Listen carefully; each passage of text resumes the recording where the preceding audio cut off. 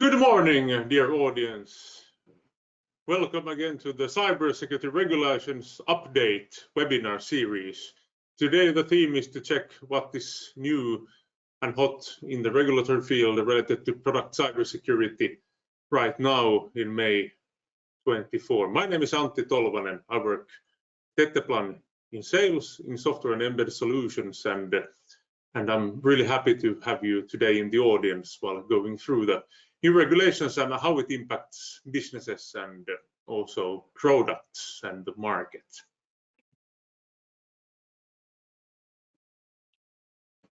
Today, please find in front of you the agenda for today.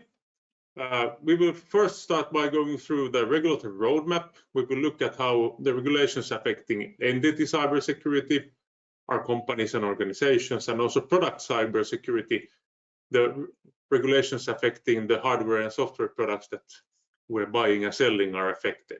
After that, I would like to bring up on one very critical topic from European market surveillance regulations and from all the product safety regulations. It's the topic of on what level the conformity of a product is examined, and I'm going to show you why conformity of a product is examined individual for each product and not for product line or a batch or so. So this is a very important thing to understand how a company will be affected by the new regulations.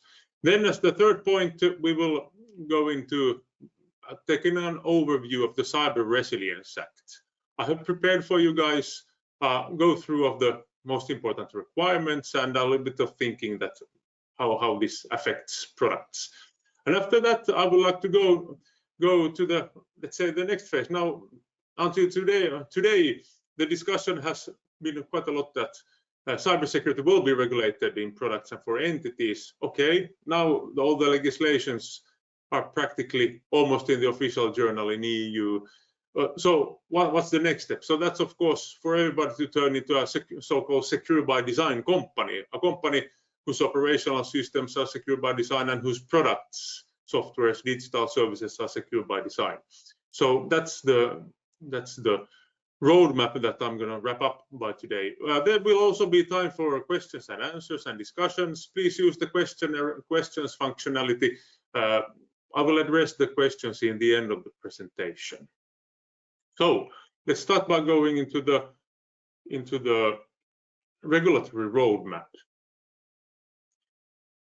Before going into that, I would like to state one thing that as it looks like now, most of today's hardware and software products that have any kind of data interfaces will become illegal to sell in EU over a period ranging from 1.5 months, automotive, some marine industry things, up to 3.5 years, depending on when the Cyber Resilience Act will in the end make products that are being sold are in the distribution channel being sent from factories or being provisioned that they are no longer conforming with the requirements.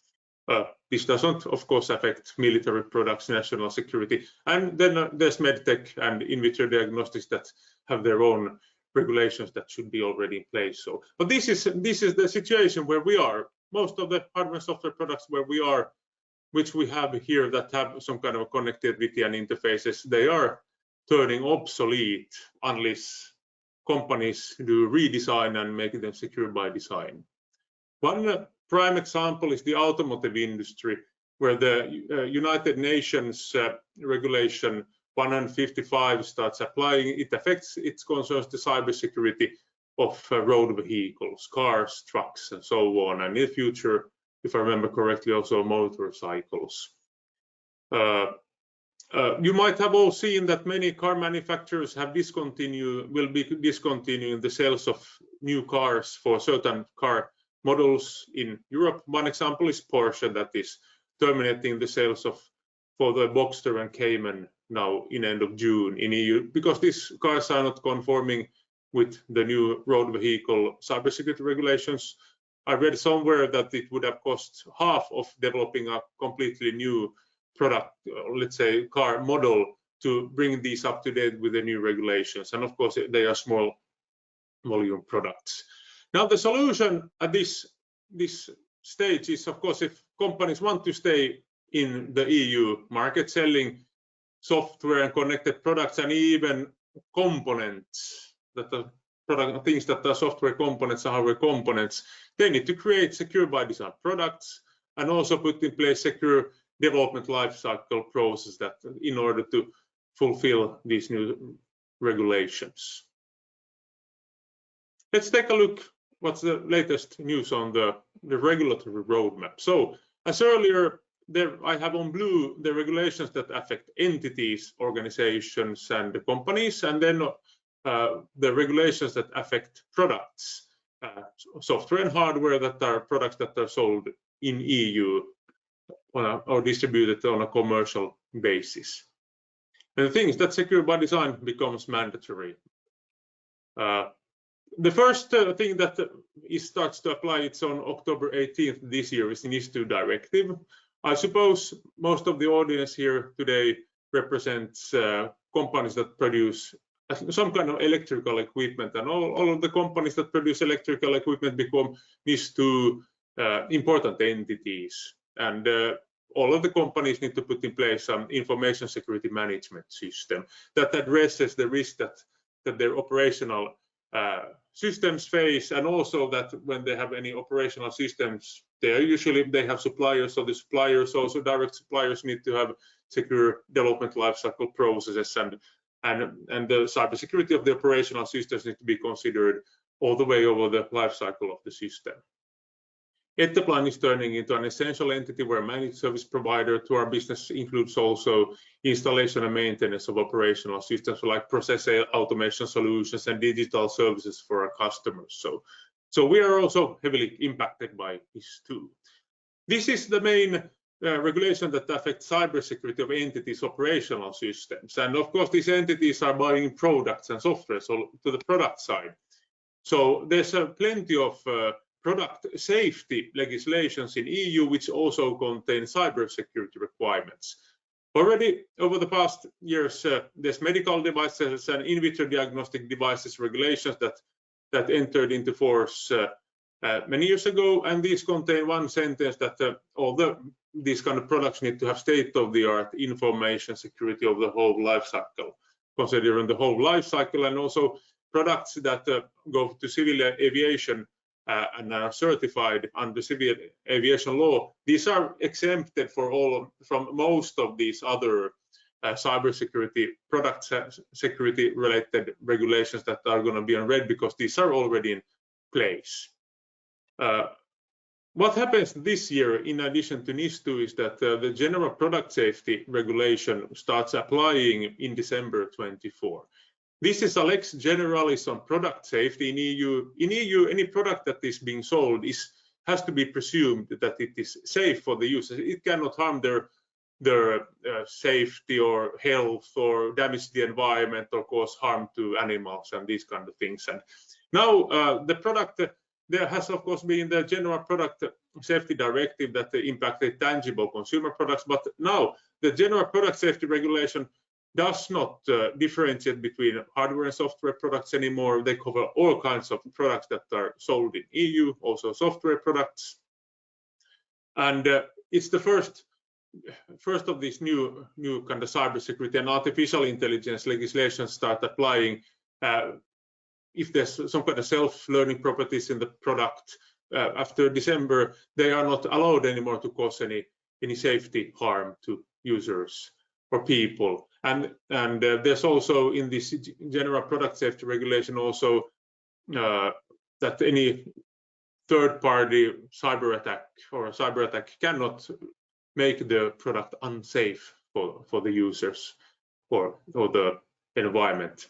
And so this is a very important regulation. It's a lex generalis, so it starts to affect also to software products this year. And one of the important things is that products, for selling them in EU, of course there needs to be compiled the technical documentation, but for every hardware software product there needs to be a risk assessment in place, where the manufacturer explains that this, or uses as evidence that this product is safe to use. And And we can think about how many software products today have any kind of a risk analysis in place from safety perspective. And why it's important, also the safety perspective, is that concurrently the product liability directive is being renewed, and here there's many new concepts. The definition of damage will also now include medically proven psychological harm. And EU will probably use the product liability directive to go after the addictiveness of social media, streaming platforms and gaming platforms. That's maybe the next step that EU is taking in this part. Then the defectiveness under the product liability directive includes that if the product, it's the liability of the manufacturer of the hardware software product if the product does not conform with applicable cybersecurity requirements in European product safety legislations. So this product liability directive should start applying sometime during this year. It has still not, I think it has not gone through the EU Parliament voting, but something very important to consider going forwards. Then we have three, let's say, regulations or standards that enter into force. I already mentioned the road vehicles, WP29R155, which impacts the road vehicles. Then in the marine industry, for all the ships that are contracted for construction starting the second half of this year, all the computer-based systems to these ships need to be quite secure by design. From a technical perspective, they need to conform with certain IEC 62443-3-3 security level 1 or security level 2 requirements. And then from the IEC 62443-4-1 secure product development lifecycle process standard, there are certain documents that need to be filled, and there needs to be an established process for making security guidelines, because all of these computer-based systems are used, of course, for integration to the ships. So this is quite an issue right now for the maritime supply chain. In Finland, we have a lot of smaller players also. So that's why, for example, products that are under Maritime Directive are excluded from the Cyber Resilience Act because they are already regulated via the Maritime Directive, which refers to this International Association of Classification Societies. We are probably also expecting that there's a harmonized standards for secure product development lifecycle under medical device regulation. I saw somewhere that there was a proposal to postpone the harmonization of this standard, but I didn't find any evidence that is it postponed or not. In the US, things look less regulated. The only product, let's say, product category that is regulated from a market access perspective in the US is medical devices. FDA during last year declared a refuse to accept for any new applications to start selling medical and IVD devices in US, and now they need to provide certain cybersecurity related documentation to FDA while applying for the permit to sell in US. There's a software bill of materials and some other things are very essential.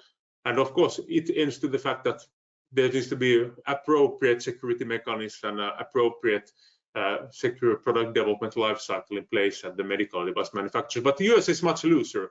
The second regulation that I've seen in US is actually the Executive Order 14028, where there was a lot of requirements, and something that seems to be going to affect is the Federal Acquisition Regulation. I have a little snippet about it. So companies in US that want to supply to federal agencies need to attest that they have certain level of IT security in place that affects the software and hardware products that they supply. So that's about 24. The big things next year are, of course, the Radio Equipment Directive, delegated acts for protecting of the network from degradation of service, protection of privacy, and protection from fraud. And I think companies are quite busy familiarizing with the draft 10 standards, the PRN 18031 series, or working heavily with their notified bodies in pre-assessing their products against IEC 6244341 or ETSI 303645 in order to let's say, let's do the conformity to place the new products on the market after August 1st, 25 using a notified body. We're still waiting for the harmonized standards. They should be published in August 24, and hopefully EU will adopt them. So the companies that are preparing for the harmonized standards way of putting in new conforming products into EU market and continue to sell, doing business in EU, so that they will have good harmonized standards to complete the needed design round in less than 1 year. Concurrently, also, if you have high assurance IT products that are under common criteria certifications under the Cyber Resilience Act or related to that, there's now in about 1 year going to be a Europe-wide certification scheme for common criteria products. So the national themes will be replaced by this. These are high security products like hardware devices with security boxes, smart cards, and such. And now for the big things. The Cyber Resilience Act, you have all heard that it was adopted by Parliament in March, and it is still waiting approval by the Council. I've heard rumors that the approval for the Council and publication in official journal will go to the second half of this year, I suppose due to the elections. And there's two important phases here in the Cyber Resilience Act. First, any company that wants to continue selling any hardware, software devices with digital elements from, let's say, mid-26 forwards need to have vulnerability and incident reporting processes in place. And then any company that wants to continue selling any hardware or software products with digital elements in general, or even components to these, distributing these free of charge or on a commercial basis, needs to put new conforming products on the market, place new products on the market from sometime from 27 forwards. And this is a big issue because you really cannot continue. You need to redesign your products, and you need to redesign your digital services to the requirements of the Cyber Resilience Act. I will later explain how the mechanisms go and why you cannot continue selling the products that you have today. And of course, if you have already invested heavily into cybersecurity, you might find some additional requirements in the Cyber Resilience Act and also in the Radio Equipment Directive that will require you to at least create some documentation and evidence documentation, so you fulfill these requirements. So all companies have at least a little bit of R&D to do, though they would be very advanced in product security. That was about cyber. And then there's of course the machinery regulation that starts applying in January 27, and this also makes today's machinery products illegal to make available in EU. So like in the Cyber Resilience Act, you need to bring conforming products to the market. That was pretty much about the product security. Now when companies are thinking about adding a lot of edge intelligence to the products, there's of course comes the temptation of adding an artificial intelligence application to your device. And now it's very important to understand the concepts of safety component under AI Act. Safety component is such a function if this artificial intelligence system inside a device or machinery or other kind of product is such that if it malfunctions, it can harm the health and safety of people.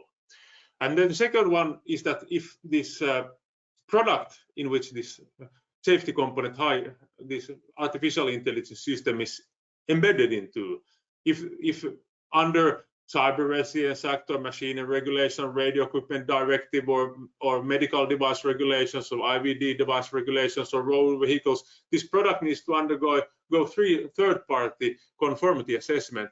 Then this artificial intelligence system is a high-risk artificial intelligence systems, and this requires quite a heavy additions to a company. So let's say artificial intelligence systems operators, quality management, and information security management systems. So something, if you plan about putting artificial intelligence in your devices, you need to familiarize with the Artificial Intelligence Act and the concept of safety component and understand the conformity assessment procedure that will be applicable on the product under other harmonization legislation.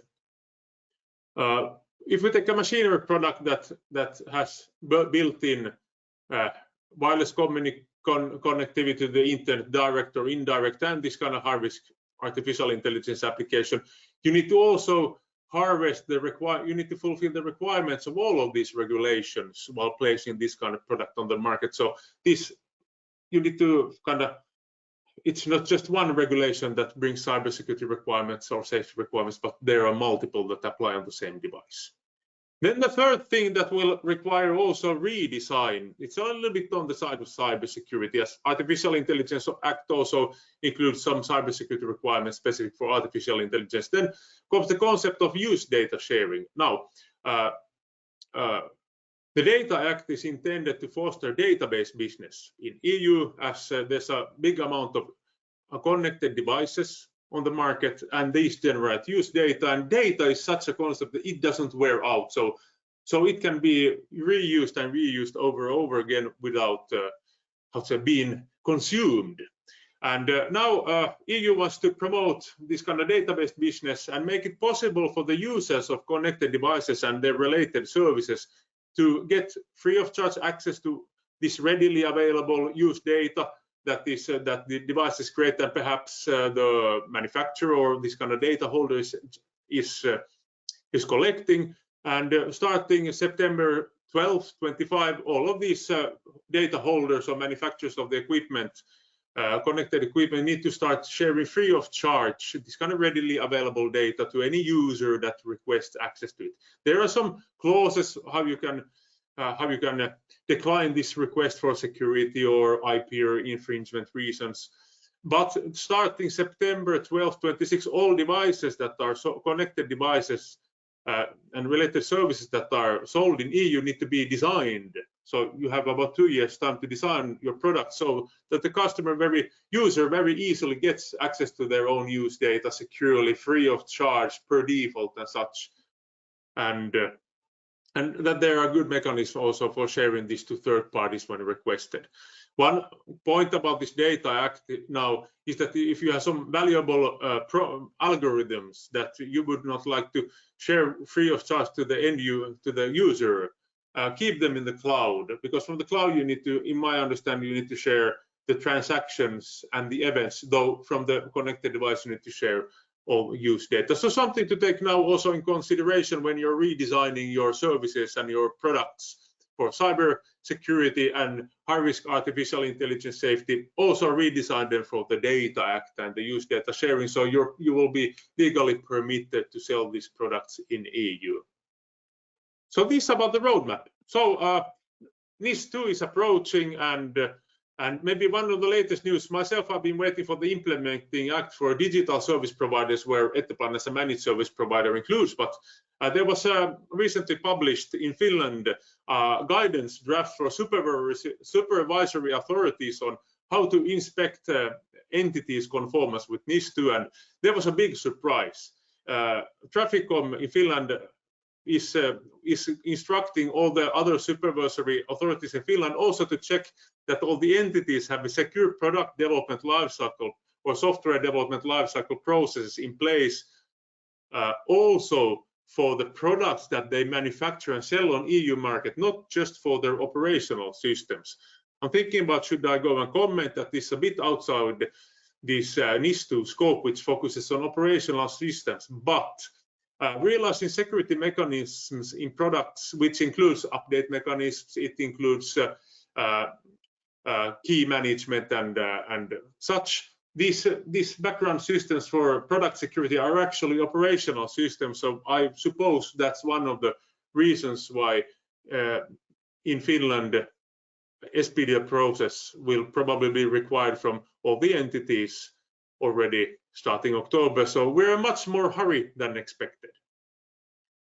When we look at US, here's a little bit of snippet now what this federal acquisition regulation ended up to. Earlier it was that these companies that supply to the federal government would need to conform with the NIST secure software development life guidance and secure software supply chain guidances. Well, it boiled down to much less. So these suppliers just need to attest that they take care of development environment security. They have, let's say, the software bill of materials provenance or traceability in place, and then they have process for this continuous monitoring of vulnerabilities and testing and a vulnerability disclosure procedure. So those of you that do business with federal government in US, you will notice that you will get by much more lightly than you will get by doing business in Europe. That was it about the roadmap. And now to go to the next topic, this topic about that conformity is examined separately for each individual product. And this is the key to understanding why today's software and hardware products become illegal to sell in EU. Let's go into it. So as an introduction, there's a market surveillance directive, and there are kind of two parties. It's the supervisory authorities in each member state. They have to take the obligation. They have the obligation to take measures if they find products that compromise the health and safety of users, or if there are products that don't conform with applicable union harmonization legislation, with Radio Equipment Directive, AI Act, Cyber Resilience Act, or Machinery Regulation, or Low Voltage Directive Machinery, or the Medical Device Regulation, or whatever. And then manufacturers, importers, and distributors then in turn need to take action to bring this non-compliance to an end by changing the product or kind of eliminating the risk. And there are many different kinds of ways how the supervisory authorities might then cooperate with the manufacturers to eliminate this risk. But this is about the market surveillance. And then when we think about you have produced a hardware product or you have a software digital service ready in your CI/CD pipeline, ready for deployment, and you're ready to sell subscriptions or licenses to customers. So now you need to understand the steps that regulate how products are sold in EU. So the first step is placing a product on the market. It's the first time when this kind of product is made available commercially in EU. Usually, if the factory or the site where the software is kept, if it's in EU, when it's kind of provisioned from that place, or if it's manufactured from outside EU, or it's provisioned from outside EU, then there's an importer that brings it in. And at this point, when it's placed on the market, they are usually placed for the first time. This single copy of the software or the subscription, it's placed on the market in a certain country, one single individual license, and of course the device. And now when there's new legislation coming into place, even if you have been supplying this kind of products for years, or this kind of, you have a SaaS subscriptions and you have a lot of subscribers, when there comes new European Union harmonization legislation, such as the Cyber Resilience Act, laying down new mandatory requirements, and they have started applying, you cannot really sell those products, hardware products or software products or SaaS products anymore. You need to, they are out of conformance, and then supervisory authorities need to take actions to make you kind of recall the product or improve it and so on. So this one, it's on individual unit level, and this is a bit tricky when we think about software, and under the Cyber Resilience Act, there's probably coming a guidance on how to interpret this. So physical products, it's quite simple, but when it comes to software products, it's much trickier. Then the next step after it's placed on the market, it's being sold for the first time in one EU country, then it will go down further in the supply chain, especially for hardware products. There's a distributor, wholesaler, and such. And every time it's sold forward in the supply chain, it's being made available. And even if there's maybe a natural person that has bought the product and modifies it, makes substantial modification, sells it forward as a used product, this is also making a product available. And then the third phase is the putting into service and use, and that's the moment when this individual product is put into actual use by the end users for the purposes for which it is intended. And maybe the point here is that these new requirements affect every single unit of product or software that the company sells. So examples from Radio Equipment Director, a little bit of recap. When bringing wireless IoT equipment to EU market, placing the market, they need to ensure that they are designed and manufactured according to the essential requirements in the Radio Equipment Directive. And now there's the conformity assessment procedure. There's two alternatives or two approaches, general approaches that are being used. Manufacturers can make a EU self-declaration of conformity that they have developed this product and now the cybersecurity features of the radio device using harmonized European standards.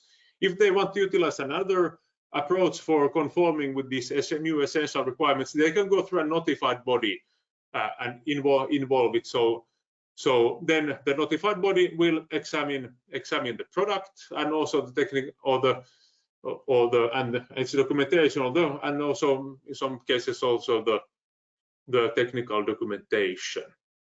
Then after you have this radio device has been shipped out, then member states shall supervise that there are no non-conforming products that are being sold in EU. And let's see how much the supervisory authorities have muscle to supervise this on August 1st, 25, when Red Delegated Act starts applying, and today's wireless IoT equipment for the most parts become illegal to sell in EU.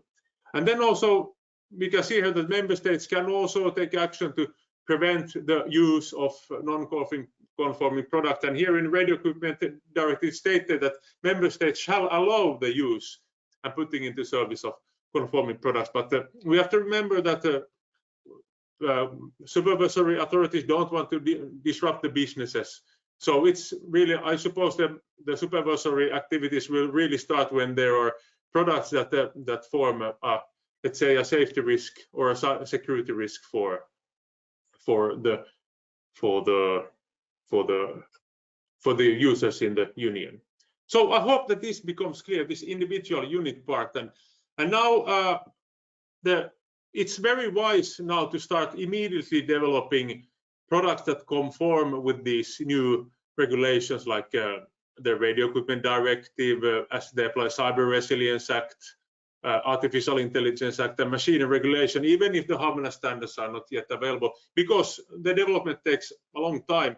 And as we heard, for radio devices, you need to have the whole supply chain already filled with devices so that you don't get a disruption in the sales on August 4th. But let's look at the transitional provisions. In General Product Safety Regulation, they shall not impede on making available of products covered by this.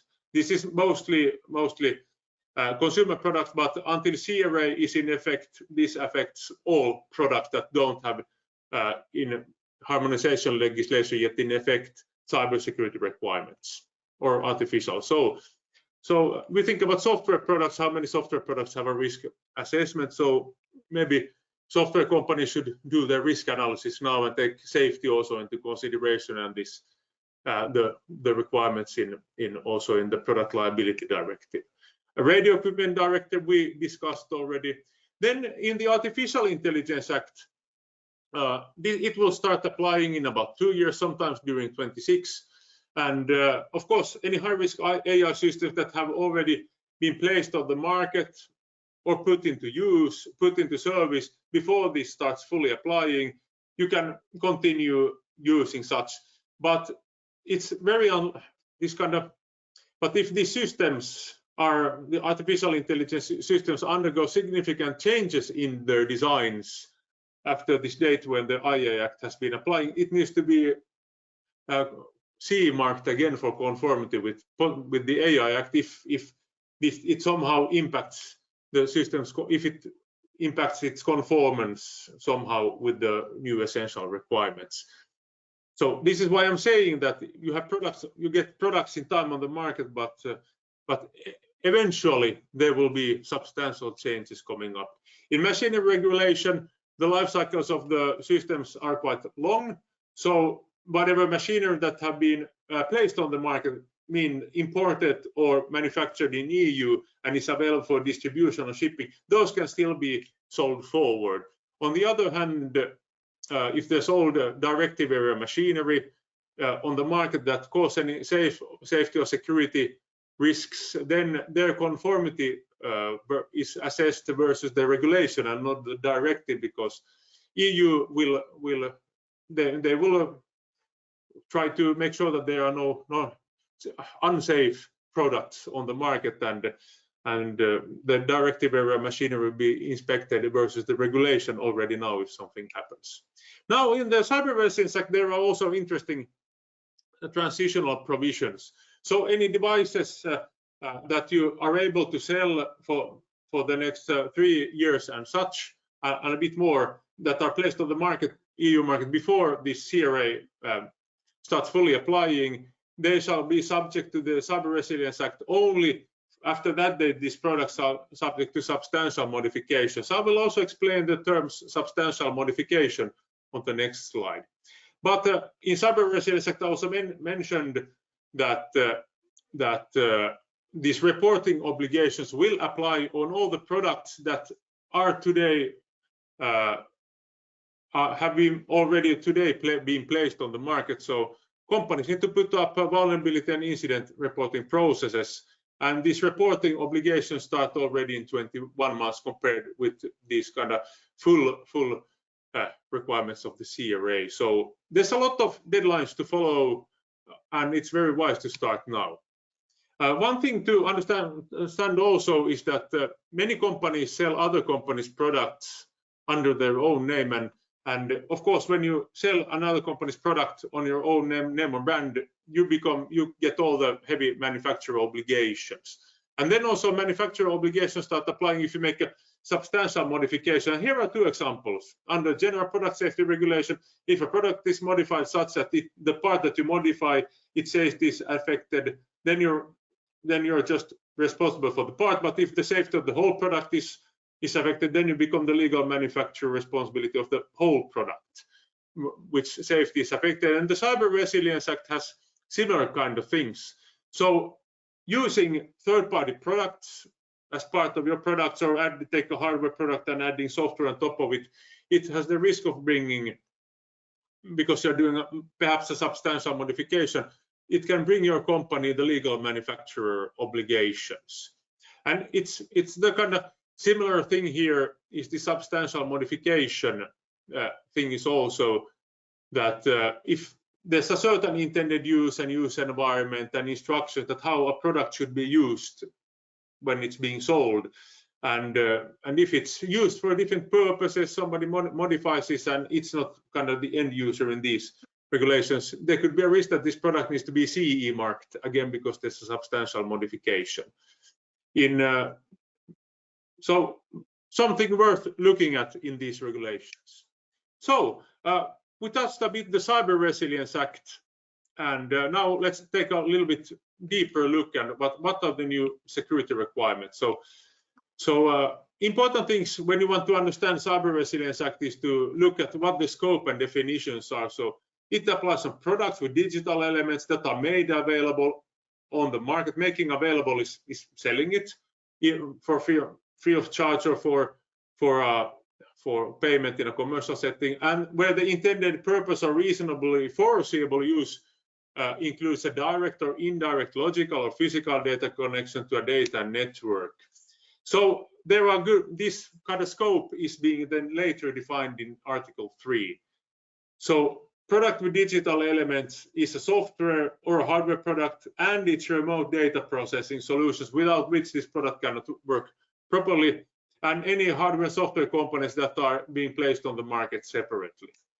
Then the remote data processing I explained. So it's the software without which this product with digital elements cannot operate properly, and cybersecurity is of course one part, but could be remote monitoring functions or whatever is in the scope of the product defined by the manufacturer. Then it's very important, this intended purpose of the product is very important nowadays. So the manufacturer needs to state for which use this is intended, because a manufacturer also needs to put the installation and use instructions considering a certain use environment for the secure use of this product. So that's why this intended purpose is very, very important, because the whole device and its security is analyzed against the risks according to a certain intended purpose and use environment. Then also you have to, in the risk assessment, take into consideration the reasonably foreseeable use, even if you would not state that this product could be used in a certain setting. And then is this connectivity. So it could be a logical data connection. So from a software to the device, there's some kind of data interface, or then there's a physical connection, including electrical, optical, mechanical interfaces. Mechanical is like diskettes, or then it's wired or radio wave. So any kind of physical data connection, any kind of data connection to another device. So something to understand. This specifies quite well what is this product with a digital element. And now comes then the new essential requirements. They are, if you want to understand how they are split out. So I have split them into 4 main sections. It's the properties of the products, then is the vulnerability handling requirements, and the information instructions to the user, and of course the reporting obligations that start first. So Article 14 starts applying on all companies that continue doing business in EU with products with digital elements, starting sometime mid-26. So reporting of actively exploited vulnerability to cybersecurity incident response teams nationally, pre-warning 24 hours, then reporting 72 hours, a final report later, severe incidents reporting to ENISA, and then information also to users, and you need to report the vulnerability also to the component supplier and share any fixes. So these are the responsibilities if you want to continue doing business with old products, continue selling them in EU. Then comes to the more heavier things, which I see that combine a lot of these, let's say, secure development lifecycle things, and also technical security mechanisms. So EU is basing itself on this kind of risk-based approach, that you do risk analysis and then you mitigate the risks to an appropriate level and specify requirements for the product and so on.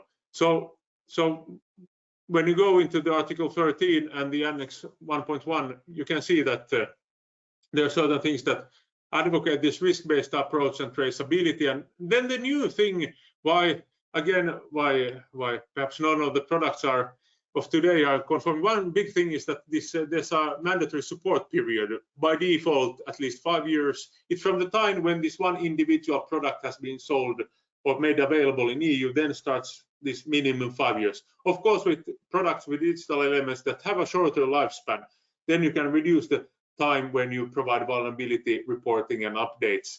But otherwise it can be also longer. So you have to define the support period, and during the support period you have to, when you have to make the product available without any known exploitable vulnerability. So you need to maintain the product and its security posture all the time. And you also need to keep your secure development lifecycle processes up to date and keep them operational over the whole support period. And these are quite heavy requirements. And you need to maintain the risk assessment. So you have post-market surveillance. You need to follow the vulnerabilities and cybersecurity incidents that take place on your product and update your risk assessment. And it might lead them to redesign needs.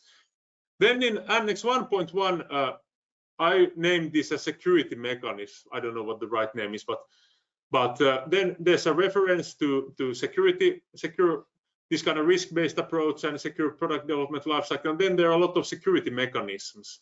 Now, we've seen in the Radio Equipment Directive delegated acts that depending on the intended use and use environment and the different assets in the product, certain requirements will apply and certain will not. So depending on the intended use and use environment, these might, not all of them might apply. So we're looking forward to these HAMLA standards. I will later explain for different kind of risk categories of products with digital elements how to kind of approach these requirements.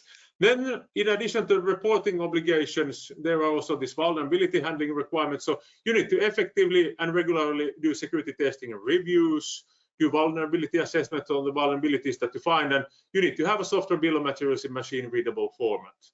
Then the second thing is that you need to have a coordinated vulnerability disclosure policy. So third parties need to be able to provide you information about vulnerabilities, and you need to be able to do something on them, and you need to be able to share information about the vulnerabilities that you have received and the fixes also. And the third thing under the vulnerability handling requirements is, let's say, update management process. So you need to have a secure update distribution mechanism, maybe for some products that do not need to be updated. If there are such, maybe this can be skipped, like in radio equipment directive, but vulnerabilities need to be addressed with a delay, with updates, and keep security updates separately from the functionality updates. And then the software updates need to be free of charge unless it's related to a customized product for business users, and that these software updates cost something are agreed in the sales phase. So there's for the companies that do more project products and sell them to EU. So there's a possibility to get paid for this updating. Then there's the technical documentation of the instructions to users. So you need to provide information about the security specifications of the product, how to identify it, the intended purpose, where this product is supposed to be used, and then what kind of circumstances might cause this product its security to be compromised, and then of course what kind of support the manufacturer provides related to security to the end of the support period. Then different guidelines for how to commission and use the product, and maybe one interesting new requirement is how to securely integrate the product to other products if this product is intended for integration.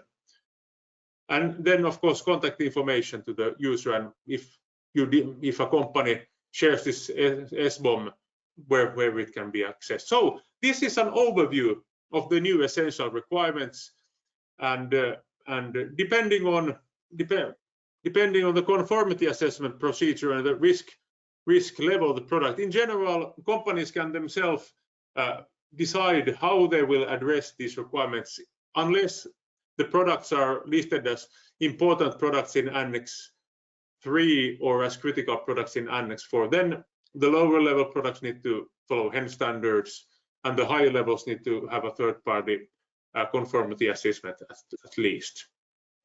I already mentioned what we can expect later, that depending on the intended use and use environment, these security mechanisms that were listed on the previous page, and maybe some of the other requirements, they might not be applicable on all the products with digital elements, but it's here in red already. There are the general equipment capabilities that are practically mandatory for everybody, and it was placing the product on the market without known exploitable vulnerabilities and another kind of, let's say, SPDL process requirements. So there's also a draft standardization request. So it's split so that there are 15 horizontal standards for the essential requirements, which give a good guidance for other companies how to fulfill the CRA requirements. And then the class 1 important products also need to use these harmonized standards if they want to place the products on EU market or make them available using a CE self-declaration. In addition, there's going to be vertical standards for Annex 3 and 4 products. For Annex 3 products, more detailed requirements on, for example, how gateways, routers, and modems, and wearable health devices, and home systems with a security functionality, how these need to be developed. But I would recommend companies to participate in the HEN standardizations development work to understand how these are developing, and to, especially if you're in the class 1, so important products. So I would recommend participating in the standardization work. Then there was a mentioning about the conformity assessment procedures already. So this kind of self-declaration based on internal control, you have formal process in place, and self-declaration of conformity that this product meets the requirements. That's possible for most products, but then there are these important class 1 and class 2 products that need to, where for the class 1 you need to follow HEN standards at least if you want to go with self-declaration, and then this class 2 and the critical products where you need to use third-party conformity assessment procedures. And important to understand that will your product be impacted. It's safe. It's here in higher classes. There are products that are on a higher let's say, which can impact the security of a wider range of products with digital elements. Open source software has also been discussed, and now there's going to be requirements for open source software stewards, companies or organizations that somehow facilitate the use of open source software. So any organization systematically provides support on a sustained basis for development of specific products with digital elements that qualify as free and open source software that are intended for commercial activities and who ensure the viability. So you might want to read also through the Cyber Resilience Act to find out what kind of clauses there are for open source software. It's the legal manufacturer of the product with the digital elements that in the end carries the responsibility, but there are of course open source products, and now there is a certain level of regulation also, especially on the open source products that are critical for security.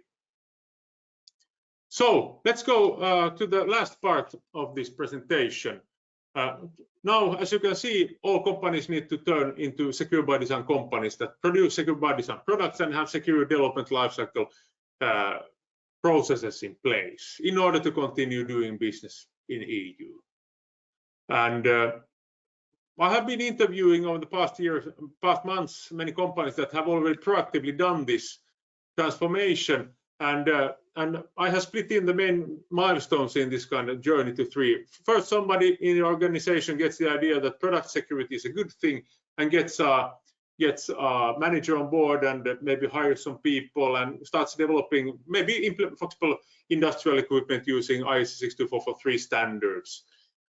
It moves a bit slow. Maybe they move from year to year and they struggle with the budget. And the next major milestone is getting a multi-year budget, because this getting secure products on the market and maintaining them requires budget over many budgeting periods. So that's the second main milestone. And then the third one is that the products are launched. Then these companies that have done this proactively have done it before customers have started requiring secure products, or it has turned into a regulatory requirement, and they have experienced winning business, maybe with having better security. And the final challenge here will be how to maintain the profitability after all these lifecycle requirements and also the new functionalities. And it has typically taken this transformation from 3 to 5 years. But now the problem is here that reactive companies that have not really been started or are not here yet, they don't have that much time. It's like from some months to a bit more than 3 years of time to bring secure products to the market and also get their operational model and processes in place. And there are certain interesting challenges here on the way. So here in the first place, the main trigger here to get to the next phase, to get the multi-year budget, is that the company realizes that their products and services and platforms and supply chains are obsolete due to Cyber Resilience Act and other product security regulations, and then eventually they get the resources and funding over several budgeting periods. Then during this, after getting the budget, the challenge is then to develop this lifecycle process for developing secure products and actually developing these secure products, and that's our own challenge of its own. It involves many organizational and cultural changes. It goes through R&D and IT and quality, and there starts to emerge a product security organization. Then the third thing is deploying a formal process to agile software development, because there are use cases that are based on regulations, and there are additional documentation over the whole life cycle that need to be created to demonstrate conformity. And a big challenge is this onboarding of the supply chain that needs to be done very early. Well, then you have these secure by design products, and a big matter of laughter for the people that I talked with is getting any kind of price premium for secure by design products. Before the customer doesn't require security, they are not paying for it, and then when they realize that they need product security, they will just require it, and it does not necessarily bring more increase the price as such. And then I already mentioned this last challenge, the profitable execution of the lifecycle maintenance activity. So this is a kind of a transformational journey that every company faces. So has also Etteplan faced. we're a company about 4,000 people. We do software and embedded solutions, we make control systems, digital services, and then in engineering solutions we make manufacturing lines and machinery, and also their control systems and related services. And in our technical communication solutions, we make a lot of digital solutions for making user instructions manuals, and we take care of all of these manuals and asset information for customers. So we are heavily impacted by these new regulations ourselves, and of course because our customers get new requirements on their products. On the software side, we do many things from the embedded solutions to the cloud, and we work in a wide variety of different industries, and we want to in the future also, as we're a technology services company, and we don't want to slide to the situation where we can only offer consultants. We want to offer solutions using our methods and processes, and we want to be there with our customers to create solutions for smarter businesses in the future. So that is why we have been now investing in getting ISO 27001 certified, so we meet these two requirements and also our customers' purchasing requirements. And we have also engaged in certification of our secure product development lifecycle process according to ISO 62443-4-1. So that we have started already. And before going into discussion, I would like to tell you that we're now supporting our customers in developing secure software and secure hardware products. We can provide cybersecurity regulations training into understanding how all of these new requirements are affecting your products and your services and your business, and to create this kind of common understanding in your organization that what needs to be done next. Then we also support customers in developing the secure product development lifecycle process, because these processes are needed also on our customer side for developing secure by design products and software. And we also want to offer maintenance, secure by design maintenance using the ISO 62443-4-1 process. So on device and equipment, application, digital services, and different kind of operational technology systems on the manufacturing side. Then we also provide security verification, validation testing. Here we cooperate with WithSecure's global product security testing team. In the SPDL process implementation and certification support, we cooperate with Certex Solutions very much also. And our technical, and Etteplan is one of the biggest suppliers in EU-related technical documentation. We have great expertise in making also all the needed manuals. That was what I had here. I think it's time to go to questions. Let's see if we have here. See if I can. Yes. So impact on this regulation of SaaS. I can see there's one question here. So SaaS service providers are intended to be regulated already via NIS2, and now it looks like also that SaaS services fulfill somehow the scope of the Cyber Resilience Act, and this has been a kind of in the earlier versions of the regulations that will SaaS services be regulated by CRA or NIS2, but my conclusion to this point is that it will be regulated by both, but because it's a product with digital elements, it's a software data connecting with a data interface. So that's the SaaS thing. Then do we have other questions here also? Let's see. Disruptions on the market when the different requirements enter into effect. Yes. So there are administrative penalties for companies that do not comply with these requirements. And similarly, under Cyber Resilience Act, you know, the GDPR fines. In these new regulations, there are also other fines possible, administrative fines and national fines. So of course there will be this disruption. I guess many smaller companies will continue emptying their stocks, and the supervisory authorities need to do something. But I'm happy to see that at least the bigger companies are already cooperating with notified bodies and getting whole of their product portfolios gap analyzed and improved and certified. So I would expect that at least from bigger global companies there are conforming products on the market. Yes, then there's a question: from what point expected lifetime, 5 years, starts to count? it's the support period starts from the point of time when the one individual product or software has been placed on the market or sold to somebody to the use. So for that it starts counting the support period that you need. So it's not when you have launched the product series or the service to the market, from when you have sold the last version of that product. And there's a nice thing for software companies. They only need to keep the latest version of their software conform with CRA if they offer free of charge updates to their users from before. Then let's see what we have other questions. Website, web applications.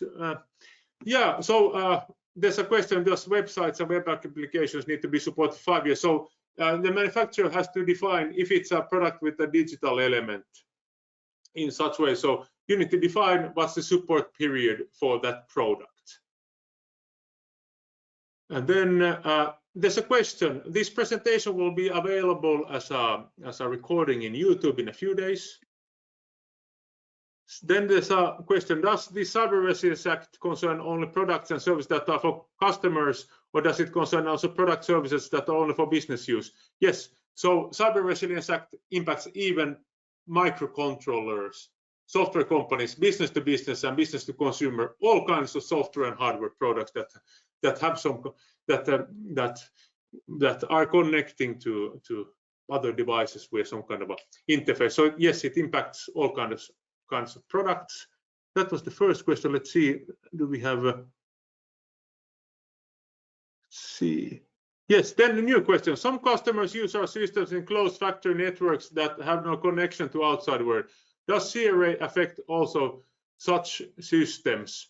Well, if it's machinery needs to also fulfill Cyber Resilience Act requirements, and then the benefit here could be that if you look at the Radio Document Directive Delegated Act's applicability of access control mechanism, you can see that if the system is not connected, is very limited to a certain site, there are certain requirements that do not apply. But CRA affects also this kind of, they impact they impact the systems from the supplier's perspective. They need to conform, and if it's a machinery product, then CRA is also in scope. Then, do you think that the software used to export data from a CE marked medical device goes underneath cybersecurity regulations? Well, if somebody uses this software in a hospital to export this data from a medical device, then it goes, of course, the hospital needs to place certain kind of security requirements on the supplier that brings this product. But then if this is a software product, and it's not a medical software, it's not regulated under MDR, this kind of interface software, then it will be regulated by the Cyber Resilience Act. So that is good to keep in mind. Then what about risk assessing cloud service partners as Microsoft or Chinese suppliers? I think I really cannot answer this. I think any company that wants to provide some kind of cloud services in EU needs to ensure the conformity of the cloud services and the service components that they provide in their platform. So I think this affects also these, because all of these applications inside the cloud services these are products with digital elements. So they would need to CE mark these functionalities. I could of course be wrong, and if you have another view on that, I'm really open to academic discussion about this topic. So please contact me if you see that you strongly disagree about something, and let's have a phone call and discuss and check the regulations together, because academic discussion is always very welcome. Then, how is it meant that each single product must be checked to comply with regulations? Feels very far from reality. Well, this is the fact. So every single product that comes out from the production line is today, if you think about hardware products, is accompanied by a declaration of conformity with the manufacturer. If you open any package, so there's an EU declaration of conformity where the manufacturer attests that this product conforms with the essential requirements, that it's you need to make a declaration of conformity for each of the products. Of course, in practice, then you have certain variants, certain configurations of the product, certain software versions that you operate and you maintain and you follow up. But on the point of the CE mark, of placing the product on the market, there you need to check that it complies. And if that product at that time has a very severe exploitable vulnerability, you cannot ship out the product from the factory, or you cannot sell new subscriptions of that software product. That is how that is actually how that is handled. Of course, EU does not want to prevent the sales of software when there's exploitable vulnerabilities, but that's why there are these certain time limits how quickly you need to react to vulnerabilities. Then, were there any requirements for VPN services, remote access? There's a question. Yes, go and check the Class 2 products under important products. So there are many this kind of software applications that are part of different products which have VPN and key management, other functionalities. These kind of VPN applications as such will be more strictly regulated under CRA. Then, any comments on how these requirements will apply in UK? Yes, so thank you, very good question. They will not apply in UK. UK is not in EU, and they have, of course, now for IoT devices a new act where there are three important cybersecurity requirements that are mandatory for any IoT product that is sold in UK. Unfortunately, I don't remember them by heart, even if I have read those documents. Then, are there any tools checklist available to estimate which actions should be taking? Yes.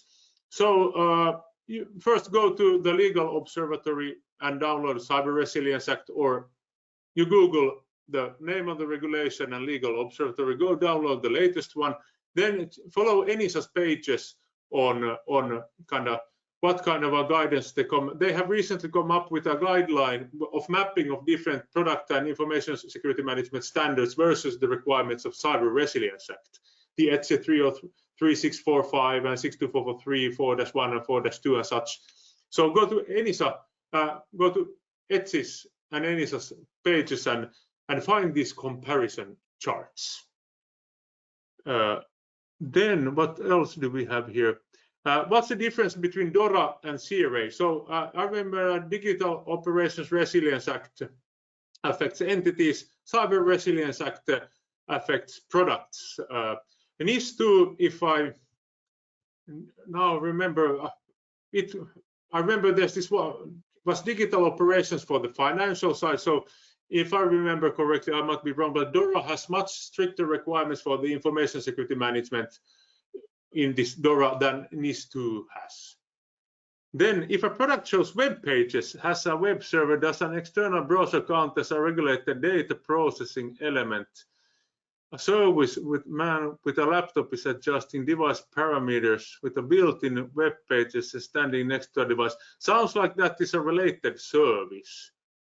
Related service and web browsers in general, they are Class 1 important products under CRA. So I would advise going check what it says about web browsers in CRA. Then, is there regulation when a software patch has to be available time-wise at minimum when critical vulnerability has been detected? I haven't seen such requirements. So these, of course, take their time.